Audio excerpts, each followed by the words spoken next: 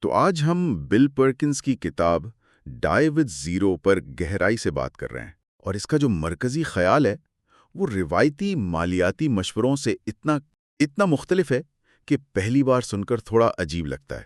جی بالکل۔ کتاب یہ کہتی ہے کہ ساری زندگی پیسہ بچاتے رہنا اور مرتے وقت ایک بڑی رقم پیچھے چھوڑ جانا، یہ دراصل ایک ناکام زندگی کی نشانی ہے۔ بالکل، اور یہی اس کتاب کی سب سے آپ کہہ سکتے ہیں متنازع بات ہے۔ یہ آپ کو امیر بننے سے زیادہ ایک بھرپور زندگی گزارنے کا طریقہ سکھاتی ہے۔ اچھا۔ کتاب کا فوکس یہ ہے کہ صرف پیسہ جوڑتے مت رہو، اپنی زندگی کو تجربات سے بھرو، اور مصنف بل پرکنز وہ کوئی عام فائنینشیل گرو نہیں ہے۔ صحیح۔ ان کا پس منظر کافی دلچسپ ہے۔ بہت دلچسپ۔ وہ ایک hedge fund manager, energy trader اور یہاں تک ایک پروفیشنل پوکر پلیئر بھی رہے ہیں۔ تو ان کا جو تجربہ ہے وہ انہیں پیسے، وقت اور زندگی کو بالکل ایک نئے زاویے سے دیکھنے کی صلاحیت دیتا ہے۔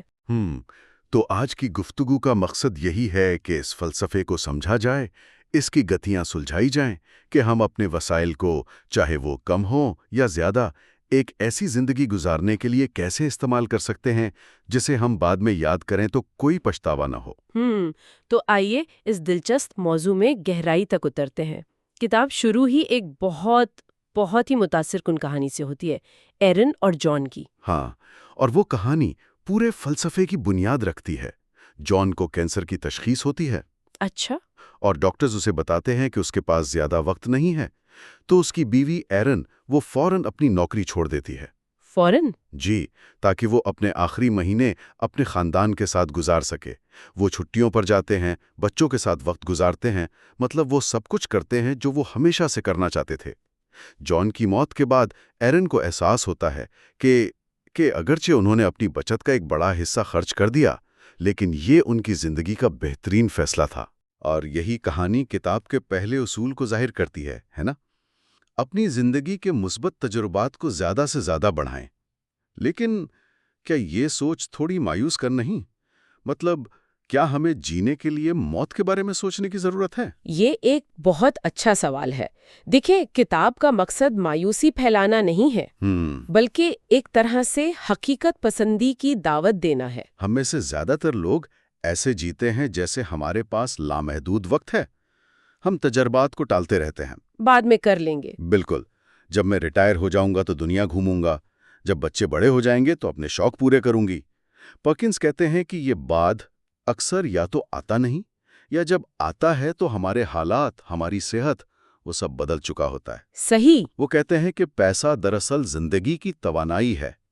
یہ وہ وقت اور محنت ہے جو آپ نے اسے کمانے میں لگائی ہے، تو اسے جمع کرتے رہنا جسے آپ کبھی استعمال ہی نہ کریں، یہ اپنی زندگی کی توانائی کو ضائع کرنے جیسا ہے۔ یعنی مقصد لاپرواہی سے پیسہ اڑانا نہیں ہے، بلکہ سوچ سمجھ کر خرچ کرنا ہے۔ یہ مجھے کتاب کی ایک اور کہانی یاد آ رہی ہے، مصنف کے اپنے روم میٹ جیسن روفو کی۔ جی۔ اس نے قرض لے کر یورپ کا سفر کیا۔ اب کوئی بھی فائنینشیل ایڈوائزر تو یہی کہے گا کہ یہ ایک احمقانہ فیصلہ تھا۔ بالکل۔ روایتی سوچ کے مطابق تو یہ ایک بہت بڑی مالی غلطی تھی، لیکن پرکنز بتاتے ہیں کہ اس سفر نے جیسن کی زندگی بدل دی۔ جو تجربات اسے ہوئے، اس نے اس کی شخصیت کو سنوار دیا۔ پرکنز کو بعد میں بہت پچھتاوا ہوا کہ وہ اس کے ساتھ کیوں نہیں گئے۔ اچھا۔ جی، جب وہ خود کئی سال بعد یورپ گئے تو ان کے پاس پیسہ تو تھا، لیکن وہ جوانی کا وقت، وہ توانائی، وہ بے فکری نہیں تھی جو اس سفر کو ایک ایڈونچر بنا سکتی تھی۔ اس سے سبق یہی ملتا ہے کہ ہر تجربے کا ایک صحیح وقت ہوتا ہے۔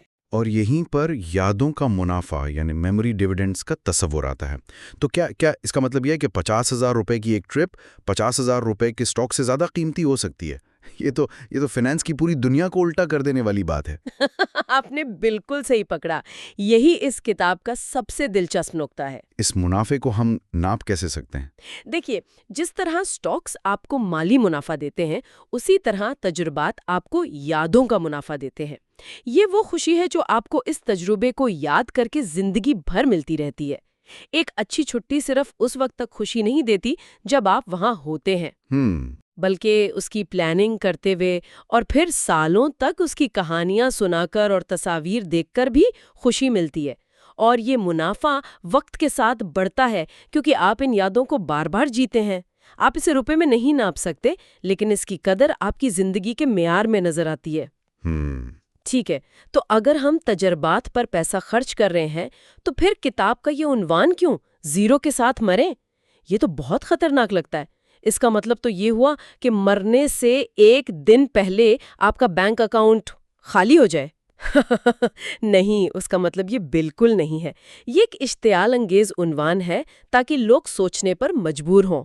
اچھا، زیرو کے ساتھ مرنے کا مطلب یہ نہیں کہ آپ بالکل کنگال ہو کر مریں، بلکہ یہ کہ آپ اتنی زیادہ دولت چھوڑ کر نہ مریں جو آپ کی ضائع شدہ زندگی کی توانائی کی نمائندگی کرے۔ کھوئے ہوئے تجربات کی۔ بالکل۔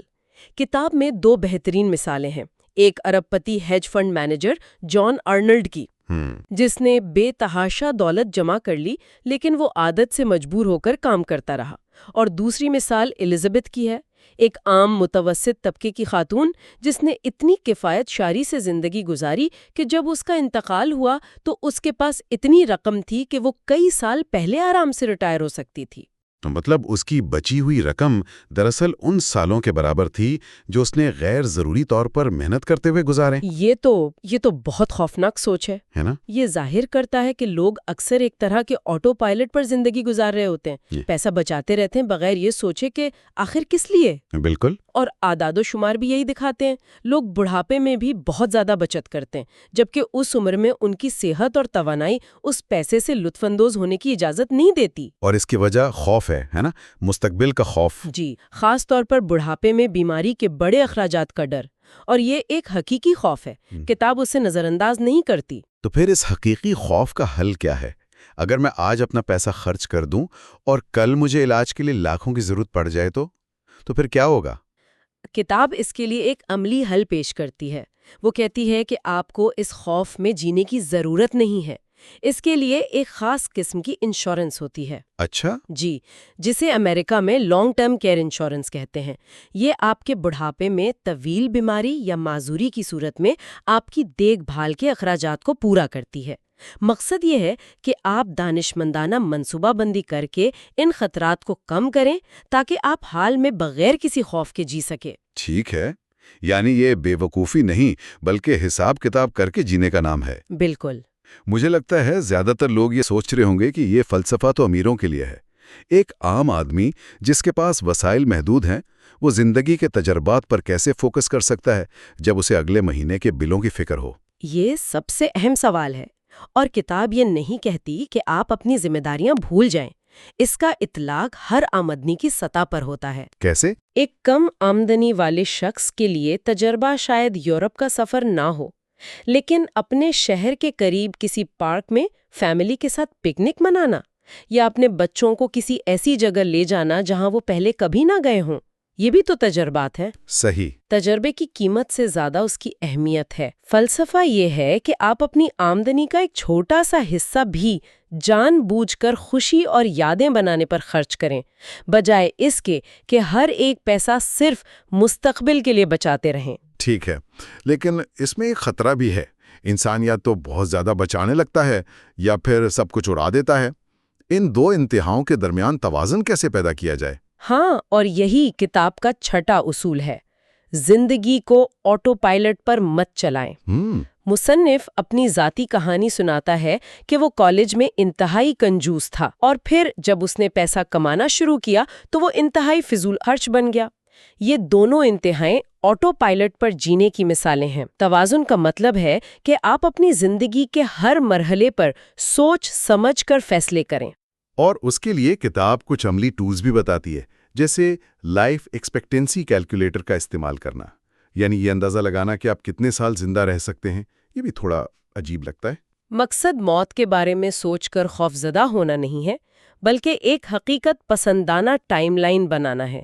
اگر آپ کو اندازہ ہو کہ آپ کی اوسط عمر 80 سال ہو سکتی ہے، تو آپ 120 سال کے حساب سے بچت نہیں کریں گے۔ یہ آپ کو اپنی زندگی کو مختلف حصوں میں تقسیم کرنے میں مدد دیتا ہے۔ ٹائم بکٹس کہتی ہے کتاب اسے۔ جی، ٹائم بکٹس، اور ہر حصے کے لیے الگ منصوبہ بندی کرنے میں مدد دیتا ہے۔ اس کے علاوہ کتاب 2 قسم کے خطرات کی بات کرتی ہے۔ ایک، جلدی مرنے کا خطرہ، जिस के लिए लाइफ इंश्योरेंस होती है।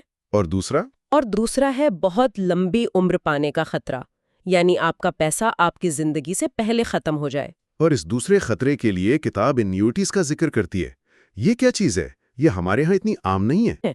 और वो आपको आपकी बाकी जिंदगी के लिए हर महीने एक मखसूस रकम देने का वादा करती है। चाहे आप 100 साल तक जिंदा रहें। जी, चाहे आप 100 साल तक ही क्यों ना जिंदा रहें। ये एक तरह की ज़ाती पेंशन है जो आप खुद खरीदते हैं। ये इस बात को यकीनी बनाती है कि आपका पैसा कभी खत्म ना हो। ठीक है, ये सब समझ में आता है, लेकिन अब सबसे बड़ा सवाल जिसका सामना हर किसी को करना पड़ता है, बच्चों का क्या होगा? क्या ये फलसफा खुद गर्जी नहीं सिखा रहा कि अपना सब कुछ खर्च कर दो और बच्चों के लिए कुछ ना छोड़ो? ये तो हमारी सकाफत के बिल्कुल खिलाफ है। ये सबसे आम और सबसे जायज़ एतराज़ है और किताब उसका बहुत गहराई से जवाब देती है।